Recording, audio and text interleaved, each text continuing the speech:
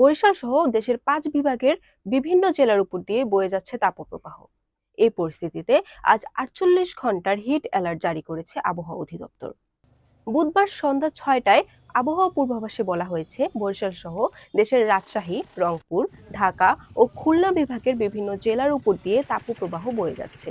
এছাড়া পাবনা, নীলফামারী, কুড়িগ্রাম ও রাঙামাটি জেলার উপর দিয়ে মাঝারি ধরনের ও অন্যান্য জায়গায় মৃদু তাপদাহ বয়ে যাচ্ছে। এই পরিস্থিতি আগামী ৪৮ ঘন্টা অব্যাহত থাকতে পারে। এ সময় বাতাসে জলীয় বাষ্পের আধিক্যের কারণে গরমের অস্বস্তিকর অনুভূতি হতে পারে বলে জানিয়েছে আবহাওয়া অধিদপ্তর। অধিদপ্তর আরও জানিয়েছে, তাপদাহের বাইরে রয়েছে চট্টগ্রাম, কক্সবাজার, কুতুবদিয়া, টেকনাফ ও বরিশাল জেলা। আজ বুধবার সন্ধ্যায় দিনাজপুরে দেশের সর্বোচ্চ তাপমাত্রা ৩৯ ডিগ্রি সেলসিয়াস রেকর্ড করা হয়েছে। বৃহস্পতিবার ২৪ ঘন্টার পূর্বাভাসে বলা হয়েছে, সারা দেশে দিন ও রাতের তাপমাত্রা সামান্য বাড়তে পারে। তবে রংপুর, ময়মনসিংহ ও সিলেট বিভাগের দুই এক জায়গায় অস্থায়ীভাবে ঝড়ো হাওয়া সহ বৃষ্টির সম্ভাবনা রয়েছে। Barishal dot news.